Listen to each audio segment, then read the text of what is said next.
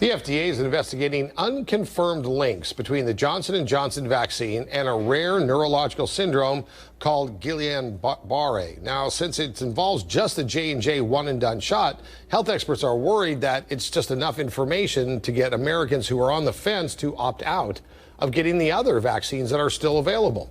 Kitty Alvarado has that part of our coverage.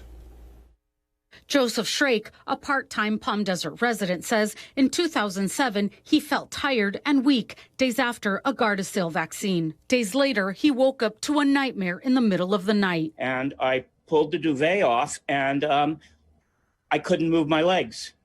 From my waist down, I was paralyzed. He went to the ER where he was diagnosed with a rare neurological syndrome, Guillain-Barre. I spent the first about 3 weeks in intensive care, but I was in the hospital almost a year. He can walk again, but looking back, his biggest fear was not being there for the love of his life. We'll be together 35 years this February, and I mean, he was with me from the beginning.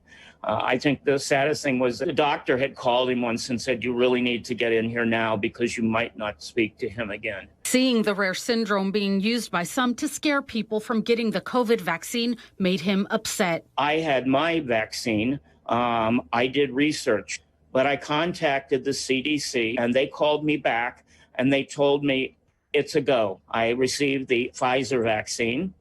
And I think it's the best thing I ever did. The FDA is investigating 100 self-reported cases of Guillain-Barre and 1 death out of 12.5 million doses given of the Johnson & Johnson vaccine. In a typical year, 3,000 to 6,000 people are diagnosed with the syndrome, regardless of any vaccination. So why did they put this out before they confirmed a link? Dr. Peter Chin Hong, an infectious disease professor at UC San Francisco, says transparency is important. And transparency leads to trust. He says the syndrome is rare and happens when a person's immune system is overactive and attacks the nerve cells. It can be a reaction to a variety of things. Like the shingles vaccine, like influenza.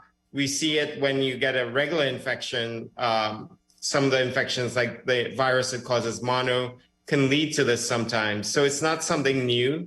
But I think, of course, everyone's sort of on guard about anything associated with the COVID vaccines. He says the risk of COVID far outweighs the chance of getting Guillain-Barre. If you think about the risk of dying in a plane crash, it's 1 in a million. Adding unvaccinated people now make up 99% of the COVID cases, hospitalizations, and deaths. These are outcomes that we see in the hospital all the time, and I wouldn't wish it on anyone. Joseph hopes people stop sharing rumors and make an educated choice about the vaccine. Why people do this to scare individuals when it's such a critical thing right now. Kitty Alvarado, NBC Palm Springs.